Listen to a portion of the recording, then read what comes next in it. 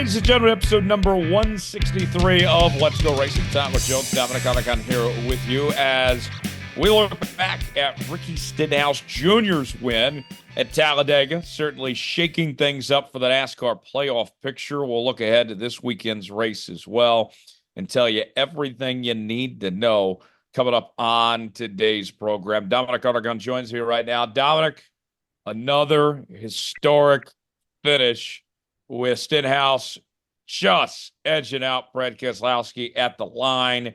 What a season we've seen of not one, not two, not three, but four of the closest finishes in NASCAR history this season, and Talladega didn't disappoint. NASCAR's social media team, Tyler, put out a little post earlier this week. I'm sure many of you guys have seen it, where they have that .001, the 1/1000th of a second finish. You got to see live in Yes. person.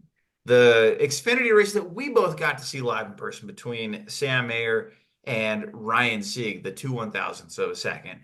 And then the 6/1000ths of a second here a few days ago with the race at Talladega. And that one with 3/1000ths of a second at Atlanta Motor Speedway. They had said in that post, we're just missing the 4/1000ths and the 5/1000ths. And maybe we see those later this year, Tyler. We have 2.5-mile tracks coming up, and we have the road course this weekend at Charlotte. But certainly been a great NASCAR season for close finishes. And man, that race did not disappoint. That makes the 18th different winner in the NASCAR Cup Series this year. And we still have 5 races to go and plenty of capable drivers that could still win. And the fact is that we are 2 wins away from what would be a new NASCAR record with so many different winners. The record's 19, and we have hit that. We've hit that recently. We've hit that in this next-gen vehicle. Tyler, we have a lot of parity. The parity is alive as now as ever. Yeah, you mentioned the 18 different winners, but I think a stat that's just as interesting is what we've seen in the last 9 races. 9 different winners in the last 9 races. Been pretty remarkable. Here we are, Dom. We'll talk about the playoffs and all that here in a moment, but you don't have anybody that has really separated themselves or been the clear runaway. This playoff is wide open halfway through with the way that we've seen so much parity here. So much parity. And the only one that really strikes out to me that's been really consistent and it paid off with points he made in the regular season towards the playoffs is William Byron. As the only driver locked in to the next round. I know we'll talk more about that here later, but you're right. The fact that we didn't have a winner so far in this round to lock into that round of 8 is very telling of just how stacked the field is. And Tyler, there was a point that somebody had made.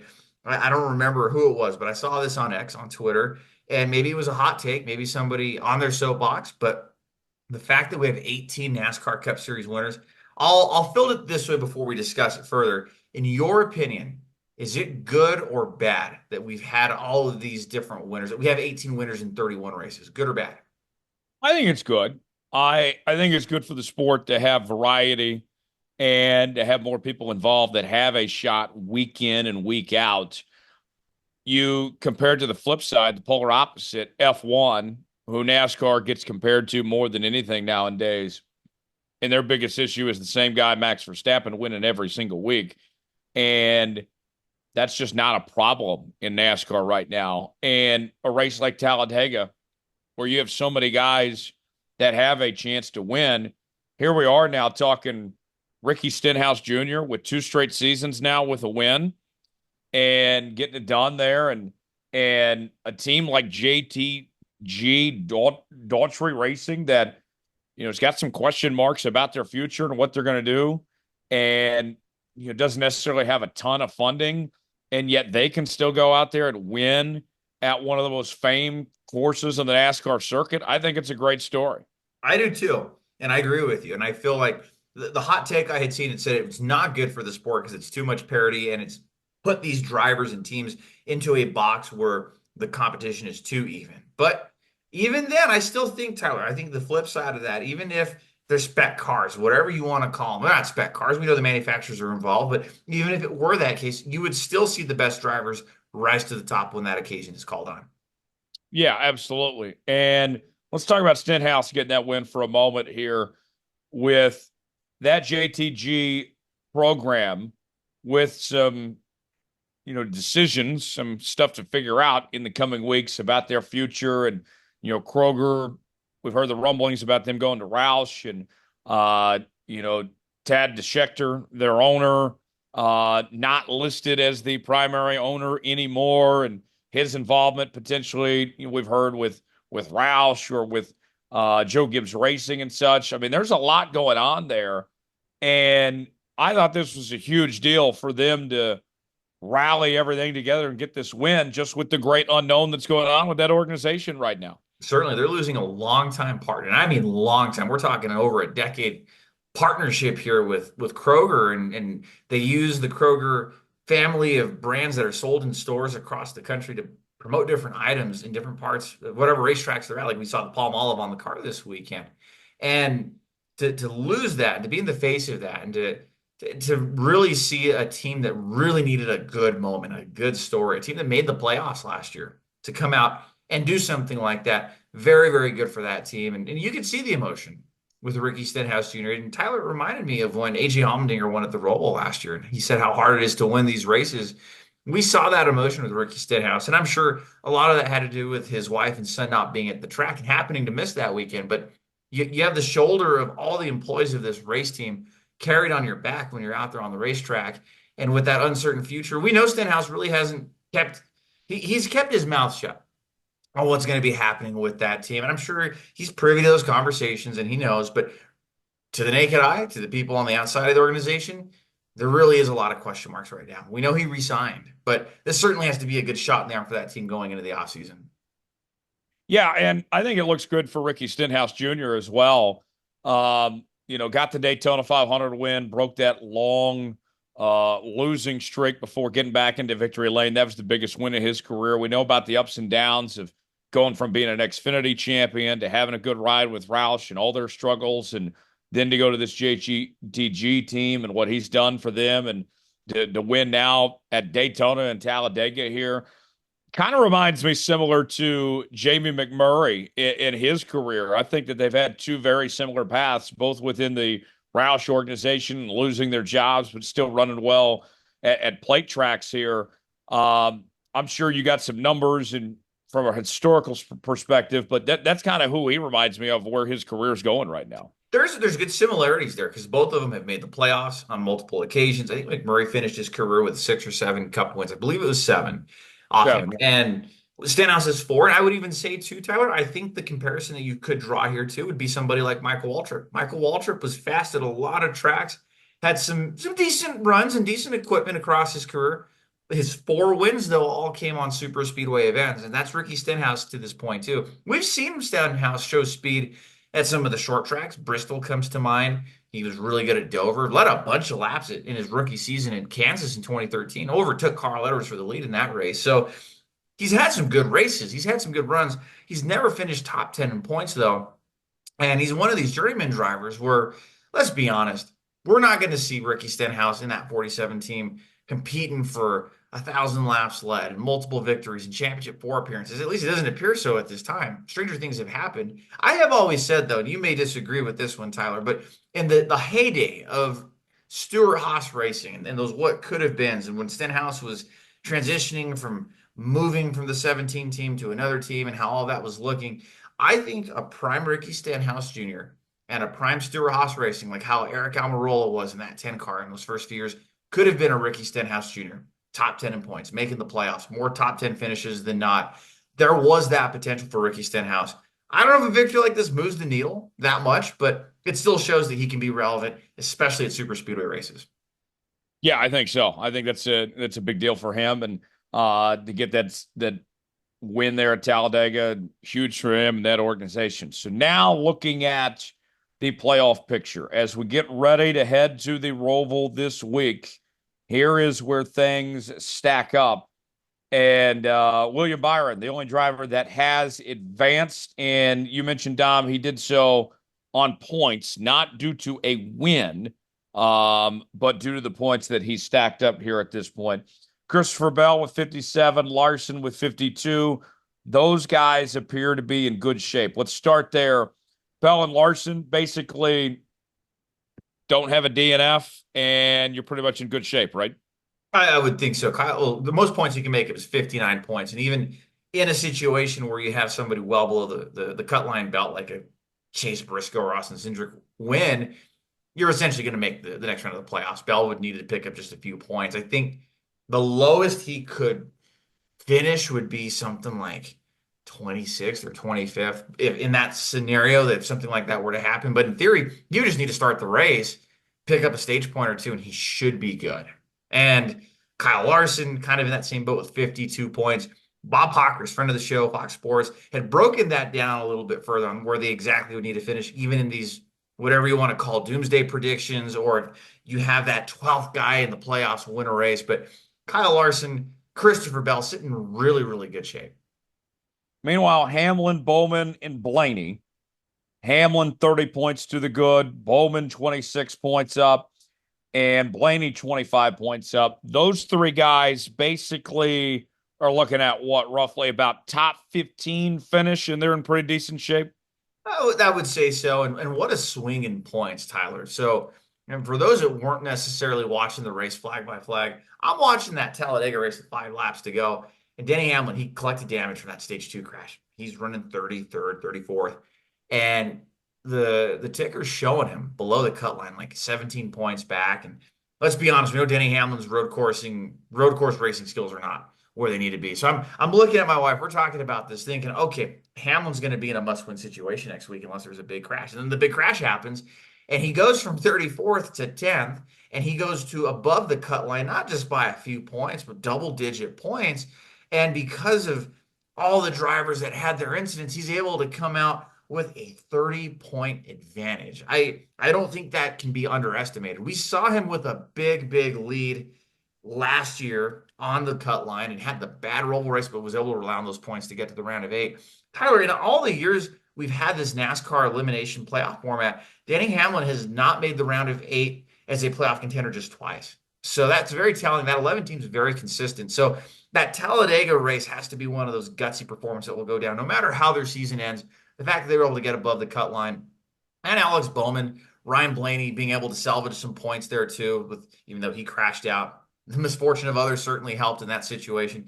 And Alex Bowman collecting stage points essentially in every playoff race with the exception of one stage at Talladega. He has been showing the 48 team speed that I think a lot of us were wondering where it was.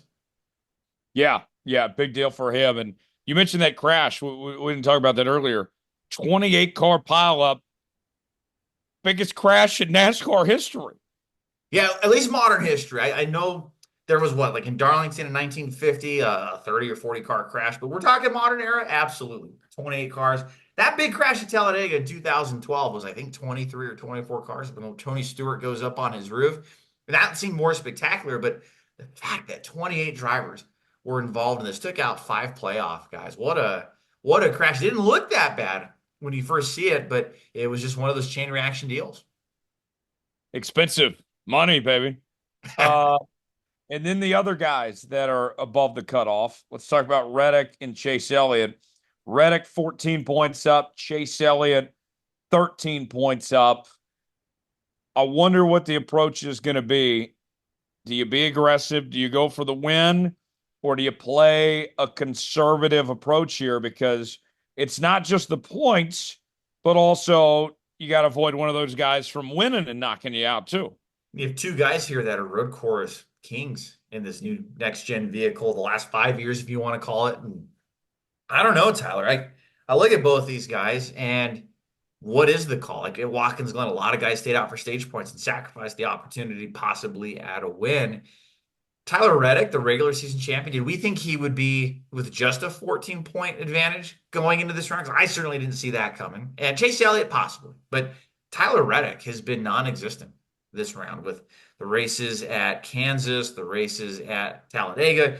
The 45 team just hasn't looked good this round, but they're able to rely on those points, on that investment throughout the regular season to be able to be in the spot they're in. But you're in a tough spot. You're putting your crew chiefs in a really, really tough situation. Are you going for stage points? I know we're going to see where these guys all fall in line with where they qualify and how the race progresses, but I got to imagine I'd hate to be on the pit box making that call.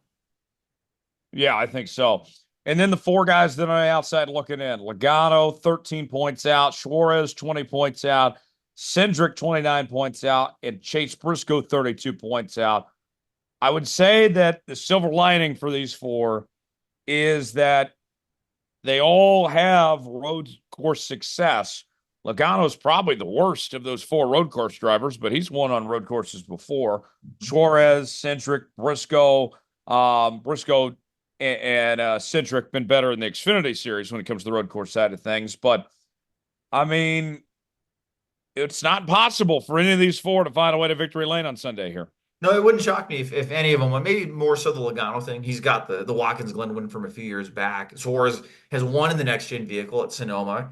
Austin Cindric has shown hit or miss speed on the road courses, but we know he is a good road course racer. Like you say, that Xfinity Series action. Same with Chase Briscoe. Briscoe with that rare Watkins Glen race a few weeks back, where not only he collected stage points but finished inside the top 10, which is very hard to do under this new era of stage racing on a road course and how drivers will flip the stages. So I feel, Tyler, I'm curious if you would agree with me that of all these four drivers, I feel like three of them would have a legitimate shot at a good run. That being Suarez, Cindric, and Briscoe. But of those three, Chase Briscoe would be the best of those below the cut line to actually threat for the win on Sunday. I'm going to disagree. I'm going to go with Austin Cindric, just because we saw the way that when he was in the Xfinity Series, he dominated on road courses, and the Ford camp, the Penske cars have shown a lot of speed. Cindric's run a lot better this year. I'm watching out for Austin Cindric. To me, Cindric's the guy to watch, but I think you're right. Any of those four guys are capable. Certainly sets up for an interesting race. So let's talk about the Roval for a second and I look ahead to this weekend. Dom, first and foremost, I know that a lot of these drivers don't like the Roval. It's been compared to like driving in a parking lot, essentially. Um, but it's produced some exciting racing. I personally like the idea of doing something different from the Coke 600 that we see over Memorial Day weekend. Do you like the Roval? Do you like it being a playoff race? Does it belong, you think? I do, and I feel like it's earned that position. I went and covered the first Roval weekend in 2018. I got to tell you, the hype was just as amazing as you would have found probably at a Coke 600. I went to both events that year, and that energy was certainly there. I mean, yeah, you didn't have the big Memorial Day weekend celebrations, and we know that's the biggest patriotic NASCAR race weekend. Nothing's going to top that, but as far as the fanfare and as far as the hype up for the event, and again, I've only been to one of them, but I felt like it was there in 2018, and I feel like the race has continued to live up to that hype over the years, and possibly, I think maybe the next few years, maybe it runs its course, maybe it doesn't, but this will be what the seventh installment of the Charlotte Roval, and I think it has earned its spot. I think we have enough of a sample size now too between the Gen 6 car and the NASCAR Next Gen vehicle to see some good racing on this racetrack. And the fact that we do have 8 road courses on the NASCAR Cup schedule, it does make sense that we have it in the playoffs. And I think too, it caps it off, Tyler, in the fact that it's the last road course race of the year. And what a better fitting spot than Charlotte as the last road course event, if you will, the NASCAR hub. Yeah, I agree. I like the Roval. I think that one thing too is the racing itself has drastically improved. Credit to everybody at SMI. They've done what they've needed to do to make this a worthwhile product here. I know we mentioned the comparisons to like running in a parking lot and all that, but you're still using a decent chunk of the racing surface to do this.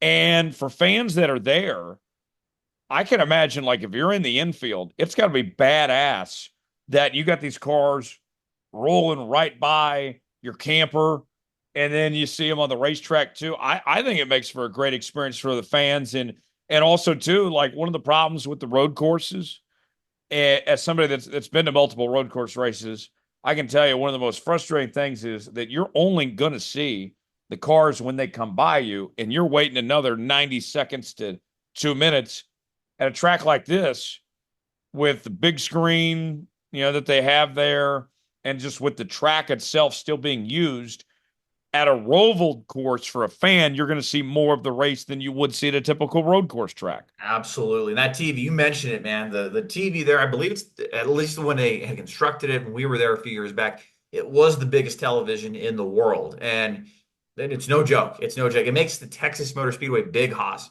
not look like a big TV because you can see The everything. Big Hoss is bigger now, by the way. It is big. Okay, so at that time when they had built it at Charlotte, it was the biggest TV in the world. And my gosh, you could see everything on the racetrack. You could be on these pedestrian drawbridges that they had for the race weekend. And like you said, Tyler, you could see the cars passing by. And then you could see them out on the banked part of the track. Well, maybe you didn't see everything, so you could just turn your eyes to the television screen. They're off in turn three or going into turn three. So pretty cool. It is a unique racetrack in the fact that you're going to have a good view. And not to mention, to that condo area that is set up in turn one, that's going to be probably the best seats in the house. Yeah, I think so. Yeah, it should be a lot of fun this weekend. We'll give our picks coming out later in our odds segment and break that all down coming up in just a little while from right now. Before we do that, though, let's begin with our news and notes. And Dominic, it has been a very eventful week in regards to what's gone on with 2311 and Front Row Motorsports says they have gone to court, and the events that had followed, an interview that was conducted on Sirius XM with a certain attorney. I was Thursday night when I landed in Phoenix. Dom, I was sitting at the airport waiting on my buddy to pick me up, and I pull up what was going on, just catch up on everything. And I said, after just reading some stuff, catching up on things, I told the bartender pretty quickly, I'm going to need another drink. I mean, there's a lot to comprehend, a lot going on here in this circumstance. Absolutely. And one thing I did with it, I printed it out. I printed out the lawsuit, or not even the lawsuit, the federal complaint that dropped with 2311 How Front. many pages? 46 pages. And shout Color out ink? to Color Jerry. ink? I'm sorry? Color ink? Color? No, it was black and white, black and white. Boo! There were no pictures, there were no Boo! exhibits, so it wouldn't make sense to print it in color anyway. But with these federal indictments, they're available on like the federal government websites where you track these court cases. And shout out to a friend of the show, Jerry Jordan, kicking the tires for putting up the entire 46-page document for us to be able to read at our viewing pleasure. So I print this out and I'm reading through it like you, Tyler. And I don't know if you felt the same way, but to me, it was like reading through a good book. I just couldn't put it down because there was good context. And it makes sense too, because if you're not a NASCAR fan or you don't know anything about the sport and you're potentially on a federal grand jury indictment case, you need to have backstory as to what's going on. And of course, it's going to have its bias because it's the teams that have filed this. But the fact that you read through it and there's a painted history of how NASCAR's done its business dealings over the years and how they've acquired tracks and how the charter deal came to be. I really feel like I got to hear from the team's perspective here, and I learned a few things. And I'll be the first to admit to you, I'm not the most court savvy when it comes to stuff like this, at least on the federal level. So I printed it, I'm highlighting stuff I thought was important and stuff that I didn't know because, again, shout out Jerry for putting it up on his website at kickingthetires.net and having it as a PDF document. Things I didn't know, I copied and pasted into ChatGPT to dumb it down for me. And ChatGPT was able to cite some laws and stuff. And I went back and looked it up and gave some great explanations. But for the stuff I didn't know, ChatGPT was a great tool. And it gave me a good up to speed thing. And I'm seeing the team owners kind of staying mum about it, at least publicly. And the Richard Childress interview at the track, Michael Jordan talking with Bob Pockrass as well on the grid Sunday. This thing is shaping up to get really, really interesting, Tyler. It's going to take a long time for this to play out because we know the courts move slow and these things take time. But the update to all of this, since that all dropped last Wednesday, per Bob Pockrass, and this is, I'm going to read his tweet verbatim. So this was on Tuesday, October 8th. Bob Pockrass of Fox Sports tweets out, according to court filings in the 2311 Front Row Motorsports case, NASCAR will be represented by Chris Yates, a noted attorney who client lists include the U.S. Soccer Federation, the UFC, World Aquatics, Fanatics, and the Atlantic Coast Conference, and the Hollywood Foreign Press Association. So we have Jeffrey Kessler representing the teams. who was also known for his work with shaping up how modern day NFL free agency works, to collegiate athletes being able to be paid, to now having Chris Yates working for NASCAR. To me, Tyler, it sounds like, because I heard that this group of lawyers or whoever he works for is about $2,000 an hour. I think the big winners on this are going to be the lawyers, no matter what happens. Yes, I definitely so. But I'll say this. I think based on what we've read, NASCAR has finally met their match. Um, 2311, Michael Jordan, they got a ton of money. They've hired the best antitrust lawyer in all of sports to represent them on their behalf. And now NASCAR has a decision to make. The ball's back in their court now. Do we really want to open up our books and go through all of this and expose ourselves to all these secrets and everything we've been hiding and get into a messy legal battle and a PR disaster? Or do we want to settle something with 2311 in front row and move past this quickly here? To me, with the fact that we saw the threat that, hey, if you don't sign this, we're going to take away your charters. Nothing happened. They called their bluff, and now 2311 front row are taking them to court. Now it's NASCAR's call to figure out what to do next. It sure is. So, Tyler, as you read through this, I'd be curious to hear what your thoughts are on, but on the flip side of it, devil's advocate, Michael Jordan and Denny Hamlin's team is relatively new, 4 years in the sport. Bob Jenkins' team, relative to the NASCAR history of 75 years, has been around about 20 years.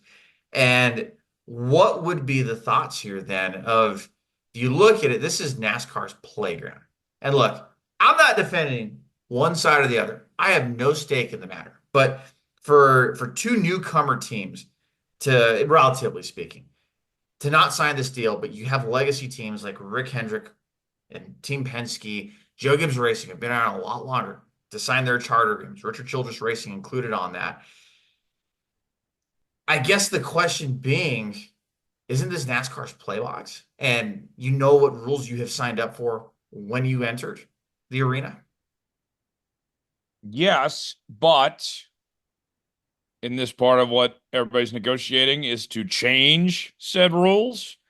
Um, that, hey, we're not okay with where things stand, and that if we want to survive, if we want to do this, that this is what we need, that it's a negotiation here. That's I see what you mean, but I think it goes back to why we're here, of this being in a negotiation to work through this process here. And we've heard some anonymous owners speak out, and some others say that, hey, we're so glad that 2311 and Front Row Motorsports are doing this, and we couldn't afford to lose our teams and do all this. Like, I think 2311 and Front Row Motorsports are both saying we got nothing to lose here. Take away our charters, we'll sell, or we'll go to court and we'll win. Like, the confidence level that they're going at this, they're saying literally we have nothing to lose. And at the same time, too, this all happens while Denny Hamlin is competing for a championship. um, Pretty bold and brave, and I salute it for 2311 and Front Row Motorsports. And I'm very curious now. NASCAR was hoping to have this all done before the playoff here. How long is this all going to drag on? Like, when you go to court, that doesn't get done quickly. Those things take time here. What's our realistic timeline on everything now? See, that's a good question, too. I think initially, from my understanding, NASCAR had 21 business days to respond. So not necessarily calendar days. So that would give them about a month to be able to have some sort of response, to maybe make a motion to have this dismissed and see where the federal courts take it. Or if it would move to some sort of, we go to like a pretrial conference, that's going to be scheduled 45 days out. And I will be the first to tell you, I'm not 100% on how all the federal court proceedings work, but in a little bit of time I've covered court stuff, on a local level, on a state level in the state of New Mexico, these things drag out. These things absolutely drag out. And I imagine federal court is going to be the same thing too. And you have people too, like where this was filed in Charlotte, and you're gonna have to have juries and that sort of thing. There's everybody in the Charlotte area that knows about the NASCAR industry in some way, shape, or form. So I feel like trying to find a jury is gonna be tough too, and that big jury pool on how they do all that. So there's a lot to this, I think, to unpack. And it's just, I think we're along for the ride. Like I said, I have no stake in this. I can see why Danny Hamlin and Michael Jordan are suiting up to do this. And I think it's very telling too, Tyler. When you look at the situation, they're not suing and getting out of the sport. If anything, they are reinvesting every dollar they're making. They're in this pending negotiation to buy another charter. Front Row Motorsports is in the same boat. These aren't two team owners and two teams that are looking to just be done. They have said they will compete, whether they are granted a charter or not. I think that's very telling of what their intentions are, too. Yes, absolutely. They're all in on letting this play out and see where this thing goes from there. And I think NASCAR's got to be on their heels. They got to be nervous because this is not a position they've ever been in before. And, you know, the lawyer they hired, somebody that has worked in all these different cases, you mentioned it, in all these different sports and been extremely successful here. If I were to guess, and I'm not a legal expert by any stretch, but Dom, I would, my guess will be that this ends up settled, that the previous charter agreement that was signed by all the teams will get revoked and we'll have some type of new deal that everybody's going to sign. I think that NASCAR will want this to go away as quick as possible before they have to start opening up their books, getting public on things here. They don't want those books opened up. They don't want to have all of that out in the open. There's probably trade secrets. They could probably argue some of that stuff too in court, but definitely you don't want this to drag out. You have so many good storylines of your on-track product, and it's now being overshadowed by stuff that's not happening on the racetrack. They want to quickly get done with this. Yeah, I think so. I think so. Dom, any more thoughts on this, or we ready to move on here? So just another thought and headline here too, and I think I speak for all of us here at the show with all the natural disasters that have just been happening here in our country with the hurricane hitting in western North Carolina, and at the time of this taping, the one that's getting ready to hit Tampa here and make coastal landfall. I mean, really cool to see that and these horrible times, these unprecedented times that the NASCAR community steps up. We talked about it last week with Greg Biffle stepping up. And of course, I know there's a lot more people than just Greg getting to do what they're doing, but having the NASCAR community involved out there and even like track stepping up. I saw a headline earlier this week, Darlington Raceway offering temporary refuge to hurricane evacuees with both sides of that. So again, in the light of horrible situations, our thoughts and our prayers are with everybody affected by these two hurricanes. But my gosh, to see the NASCAR step up, it really is inspiring. And the everyday citizen with donations and everybody in between,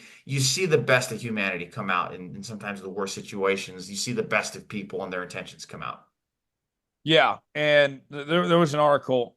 I'll say this: I love Ryan McGee. I think he's one of the best writers in all of not just motorsports, but sports in general. Does a great job covering college football too. He put out this piece that was blaming 2311 and Front Row. How dare they file this lawsuit while NASCAR is helping out in natural disaster situations right now. And I'm like, are we really doing that? Do we? Yeah, they're not I mean, related. They're two different things here. Like, come two on. different things. Yeah. And 2311 and Front Row had a deadline to when they had to respond. They moved as quickly as they could. They just happened to coincide the same timing here. Uh, Exactly. like we are seeing, Dom, kind of some state-run media type stuff almost of the response based on the way SiriusXM and Dave Moody handled that interview and deleting that podcast. And now you see Ryan McGee stepping up to bat for NASCAR and all this here. I mean, there's some we're seeing some people show their true colors here the last week or so. The Ryan McGee article, and I'm with you. I think he does some great work, but it was a little distasteful in how that was portrayed. I mean, really, the two have nothing to do with each other. You said it best. They coincided with each other and happened to do that. But had there been a natural disaster, not that was going to drop at some point anyway. It just happened to drop that same week. So yeah, not the best piece. I think I saw even people saying on Twitter, hey, take this down while you can still salvage some dignity. Like, my gosh, people were laying into him, Tyler. The fans were very, very vocal about that piece. And the SiriusXM thing, so I don't fault David Moody on that. It's probably a producer or somebody that got a call. Hey, we got to take it down. But I had last heard, I think Matt Weaver was the one that had said that they had put the interview back up, but it was down for some time. Yeah. And I believe Matt Weaver cut the interview out himself and posted it on social media, and so that was good to see that it did resort back. But yeah, it's uh, we're finding out a lot about people's credibility with how they've handled this case and who uh, who they're siding with and all this. We just call it like we see it. We just call balls and strikes here in the show. We'll call out all parties involved, and we've done that from the very start with this story here. Dominic, what else we got? So entering this weekend, we're gonna have the seventh installment of the NASCAR Charlotte Road Course Race, also known as the ROVAL. We're gonna have a doubleheader this weekend. The NASCAR Xfinity Series takes to the track Saturday, and the NASCAR Cup Series on Sunday with the Bank of America ROVAL 400. On the entry list included, Tyler, we have 38 drivers for 40 spots. No one's going home in the Cup Series, including Justin Haley and Corey LaJoie with their driver swap through the rest of the year. Shane Van Gisbergen in the 13 car. AJ Allmendinger looks to defend his last Cup Series win to date in the 16 car. And Josh Bilicki being fielded by MBM Motorsports and Carl Long in the number 66 car. So, of all those open entries, who makes the most noise this weekend, Tyler? Oh, I'm very intrigued to see what SVG does. Um, I'm excited about seeing him there in that Colin car. I'm intrigued about that. AJ, of course, always fun to watch. Going to be intrigued with that. Should be a fun race. And then the playoff implications and everything too. I think back, Dom, correct me if I'm wrong here. You mentioned you were at the very first Roval race. Wasn't that the one where Jimmy Johnson went for the win and came up just short and didn't advance to the next round? Yes, it appeared he locked the brakes up, spun out, hit Martin Truex Jr. These both of them are just sitting there trying to refire the cars. In third place, Ryan Blaney comes on by for his second career win and his first win at Team Penske. That could have been Johnson's final win, and win 84 just wasn't meant to be. Yeah, that was an incredible moment. And that's kind of what I think of when I think of the Roval over the years. Who do you like this week? Who's your pick to get it done there at the Roval? I'm going to go with somebody who actually has won there before, but maybe hasn't shown that road course racing prowess that we have been used to being seen, that we were spoiled with, I think, with his skills. But I think he needs a victory to advance to that next round, the round of eight. I mean, it's not do or die, but a Chase Elliott victory on Sunday cures a lot of things. He gets his first win since the Texas race in April. You, Tyler. I'm going to go with a guy that's won here before as well. We just talked about him, Ryan Blaney. He needs a win. He is desperate. He's a very good road course racer. He's done good here in the past, and he's the defending champion, trying to look to defend his title. I think Blaney finds a way to get it done and gets back to victory lane and extends the streak to 10 different winners in the last 10 weeks. That could very well happen. There you go. All right. One more note for you. I want to bring this up. Yeah. I know you didn't have this in the script, but I feel like we need to touch on it real quick. Staying within the world of motorsports, Dom, did you hear about the big announcement here in DFW in 2026? That's right. IndyCar is going to be going racing in the Dallas-Fort Worth area. So your instant reaction to that, you're local to the DFW area. What's that going to be like for the area? And as a resident, what are you thinking on that? So the Grand Prix of Arlington. Arlington is where the Dallas Cowboys play and the Texas Rangers play. And they're going to run a street race along the city of Arlington there in that complex. And Texas Live is down there. It's a great spot. You got Six Flags is over there as well. I love the creativity. It's going to be quite the sight to see those two stadiums and everything. Um, I think it's brilliant. Now, I'll be honest, Dom. I go to Arlington all the time. Whether it's for events or whatever it may be. Never in my wildest dreams, when I thought of potential street races for NASCAR or IndyCar, would I ever have thought of Arlington as a possibility. But when I saw the layout and the idea, I'm like, you know what? This actually might be a good idea. This could work. And the Texas race in IndyCar, David would tell you firsthand, was falling apart. They stopped doing the race there because eventually what happened was Firestone couldn't figure out a tire that could work with the PJ1 that was on the racetrack. And, NASCAR, of course, the superior product IndyCar, they had to have the PJ1 on the track. It's something they couldn't do without. And so they stopped racing there. And that used to be the best race of the IndyCar season. So I'm glad for Dallas, Dom, that they can get a race like IndyCar and that they can have an alternative to still keep a race in the DFW area and, have new life, new energy, and have a good product that you just weren't getting at Texas Motor Speedway anymore. Sure, keep the race fans happy in that part of the country. They're going to have something there to very much look forward to now over the next year and a half. And I'm curious before we move on, Tyler, you being in that area and you being very well connected to that community, had you heard any heads up about this or any No, rumors or anything? nothing. This came out of left field. The Cowboy Rangers had been working on it with Penske and kept it totally under wraps. It came out of left field. I thought IndyCar was done in the DFW market, and then they come up with this. Now, some IndyCar diehards are mad because, like, great, another road course, another street course race. We're doing this again. Instead of running Texas Motor Speedway, and you had people like, their big star, the what remind me of his name is escaping me at the moment. Will Power, Joseph Newgarden. The Hispanic driver. Oh, Pato Award. Pato Ward. Yes, thank you.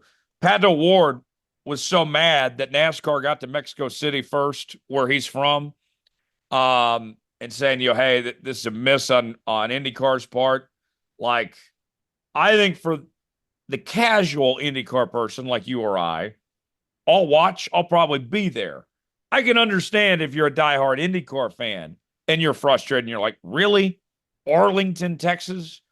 We're doing Arlington. We're not going. NASCAR's going to Mexico City. They're running the streets of Chicago, and we're going to Arlington. I like it for me, selfishly speaking, but I don't know if it's necessarily the best use of IndyCar's resources. Sure. Yeah. And yeah, I'm sure that NASCAR fans love to complain. IndyCar fans do too. But yeah, I could see the argument. Yeah, maybe a nice mile and a half track would be great. But I feel like this is an opportunity where IndyCar is turning some lemons into some lemonade here. Yeah, maybe so. Should be intriguing. And we don't know the 2026 NASCAR schedule, Dom, but if things continue to hold serve of what we've seen recently, what a stretch for the state of Texas potentially in 2026 in a 5 or 6 week stretch of this race in Arlington for IndyCar, NASCAR at COTA, and NASCAR at Texas Motor Speedway. I mean, that to me is just awesome. Like, I would love to be at every one of them. Absolutely. There's some great motorsports activity coming to this great state of Texas. There already is, but you're just adding more layers to it. Yeah, and potentially a 5 or 6 week stretch. You could argue oversaturation of the market, but for diehards, like, you'll take all of it as far as Absolutely. I'm concerned. I don't see NASCAR running Arlington. I think they're loyal to Texas Motor Speedway. They don't want to take away from Texas, don't want to take away from COTA, but I do think it's a big deal for IndyCar. Real quick, let's get to the mailbag segment this week. And the first question in the inbox this week, you can email us, davidstarpodcast@gmail.com. Also hit us up on Facebook and X @Star Podcast. The first question this week comes from Massey. Massey wants to know, guys, I've been always curious. Why, after the race, do the drivers shut off the engine and they push the cars back to the garage? Why don't they drive the cars back to the garage? Dominic, I'll be honest, I don't know that answer. Do you? Not offhand. I'm trying to think too. I know the teams will push it back. It could be a NASCAR rule, and it might be something in the rule book where they say once the car's on pit road, we can't have them fired up. But then again, you do hear sometimes the engines do fire up. So I don't know if that actually might be a thing, but maybe it's just easier to put the car in neutral and just have the crew take care of it. I don't know the answer to that, Mass. It's a good question. I wonder if it's a safety thing because you have so many people walking around that you don't want those cars driving where people could be walking potentially. Because Dom, you and I've been there so many times in the infield where even if they're just pushing the car, they are clearing the crowd. Get out of the way. Do not be anywhere near these things. Certainly. And I know too, like when they park them on pit road. So a little inside baseball here. They'll tell us ahead of time what we're going to do is we'll put certain drivers ahead of everybody on pit road. So like your storyline drivers, your top five finishers, anybody that the media may want to talk to, they're parked on one side and the rest of the field is parked behind. Those drivers are not obligated to talk to the media. You can go talk to them if you want to, but they're not necessarily done. So what you see happen too is a lot of the hoods go up. And I don't know if they're removing restrictor plates or things off the carburetor or other parts or components within the engine bay. But you see a NASCAR official by every single vehicle, and there are parts coming off. And I've seen these little push trays where it would look, to me, they appear to be little restrictor plates at some of these tracks. And they're putting them back into these little push carts. So it could just all be like a coordinated dance, if you will, where NASCAR has told the teams you got to do A, B, C, X, Y, and Z and check off a box of check marks before you can push your car back to pit road or back to the garage area, rather. Yeah, I think too, another idea, you mentioned the safety officials, the NASCAR officials here. It could be also that, like, hey, when the race is over, we want the engine shut off so nothing changes, nothing's touched with when we go to inspection. That would make sense too. Absolutely. Especially if they're needing to take parts and components out and you have an official looking at team members at all times. Yeah, they're definitely watching you and monitoring you like a hawk. Yeah, I think it's a very good question. We'll have to ask David to see what he's got some more insights because even when David's at the racing school, Dom, um, like when they're done with the school, they shut off the cars in pit road and they're pushing the cars back to the garage, even at the racing school.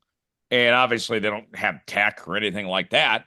But even there, that's one of the things I noticed. Like, I've seen David tell like his son DJ and others, like, oh, I'll just drive it back. No, do not fire up that engine. We're pushing that thing back and very adamant about that. Wow. Yeah, there has to be a reason, maybe rule book stuff on the NASCAR side of things, but maybe more of a technical, don't mess with the engine type deal.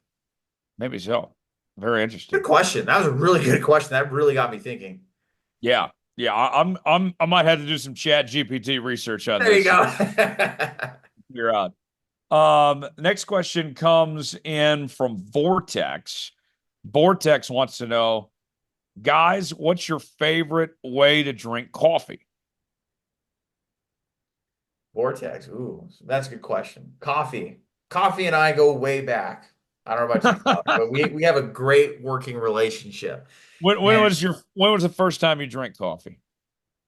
so core memory here. I remember going to my grandparents and spending the night like on a Friday night or Saturday night and waking up and having a cup of coffee with some flavored coffee mate vanilla creamer or the hazelnut soap. Probably like 4 or 5, 6 years old is where I could think on that. And I always heard too, like, oh, you'll be a coffee drinker when you're older. And I thought, probably not, probably not. But by the time I'm in college, about 20 years old, I remember we went to Mother's Day breakfast one year and the waitress had brought some coffee over, and I thought, oh, I mean, I would have it once in a while. I worked at a restaurant, so I'd drink some coffee and cream, no added sugar. But this one day they didn't have the creamer, so I sipped it black, and I got to tell you, Tyler, it was a game changer. And for about a good 5 years, that's all I drank. Coffee was black, and now it's like my morning treat every morning. Like I get up out of bed, the coffee's brewing, and I add some whole milk, and it's like a hot milkshake. And if there's some nice half and half creamer with no sugar, I'll put that in too. But I usually 9 times out of 10, I'm going to drink it with whole milk. and or half and half. And what I'll do too throughout the day, I'll make like a coffee tea thing, or I have those big Whataburger Yetis that David gave us, and our sponsorships with the show in the past. They hold 32 ounces. So what I'll put maybe 4 ounces of coffee and the rest of it filled with like a lukewarm hot water. So I'm getting like a slight coffee taste throughout the day, but I'm sipping on something warm. So that's kind of my coffee routine.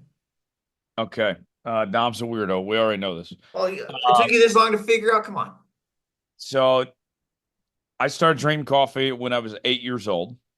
I remember hearing from people tell me growing up, "Oh, coffee will stunt your growth." Tried to discourage me to drink coffee. I'm 6'2". I think that coffee did me just fine. Um, who knows? Maybe I could have been 6'4", 6'5" if I gave up coffee earlier. You shortchange yourself. I gave up creamer when I was 12 years old.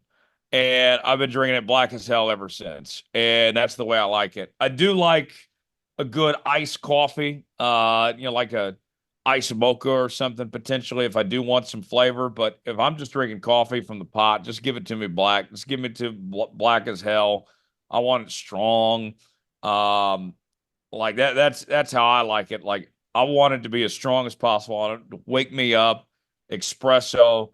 When I worked at KLWN, I would get in the office usually first, so I would make the first batch of coffee, and that thing would be so strong that people in the office couldn't handle it. They're like, "My goodness, like that's that's too bold. That's too strong." I'm like, "Well, I'm the only one here. This coffee's for me. I'm not making for anybody else. So that's how I like my coffee. I know David's a big coffee drinker too. Yeah. Uh, he doesn't drink alcohol, but he sure enjoys his coffee. And funny enough, when I was living with David for a while, um, he if it was just him around, like and not Kim or whatever, and he did not like making coffee so much that he would say, he's like, "Tyler, you want some coffee?" I'm like, yeah, yeah. He's like, "All right, let's go run to Starbucks." and, and then we'd go get to Starbucks and then just come right back to the house. And he'd rather go drive 5 minutes down the road and pay his $6 or $7, whatever, for Starbucks coffee than have to sit there and make a pot of coffee. That was David. Wow, that is like the most David Starr story I've ever heard in my life. Yeah.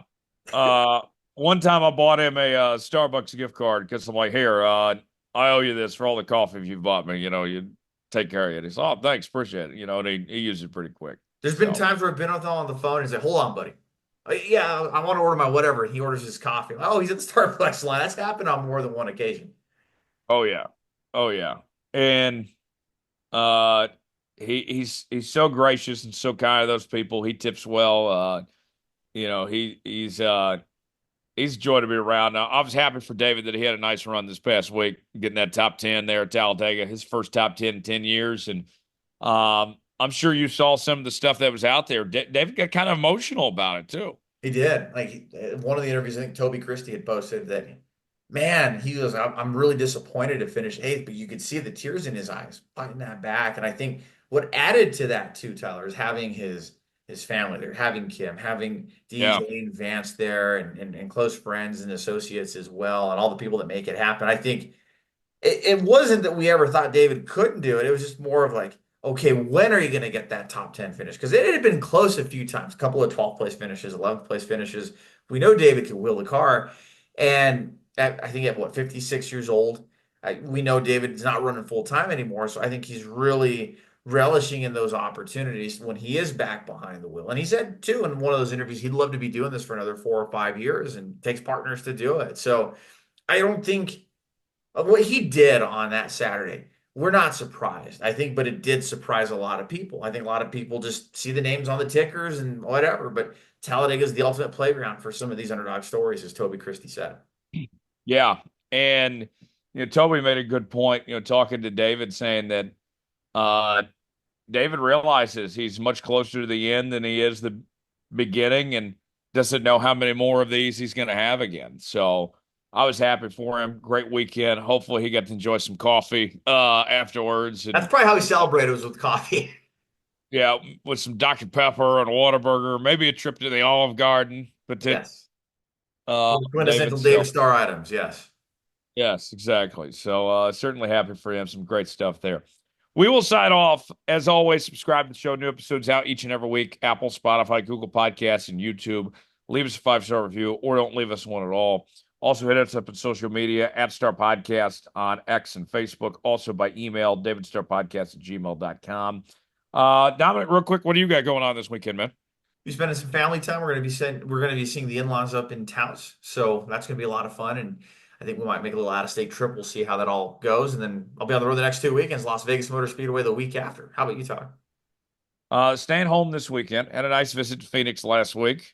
And this weekend, got the parents coming in town. Got the OU Texas game on Saturday. So that'll be a lot of fun. So, yeah, just enjoying some things here. And finally, some nice weather in Dallas, thankfully. So it'll be good. So certainly looking forward to that. We will sign off.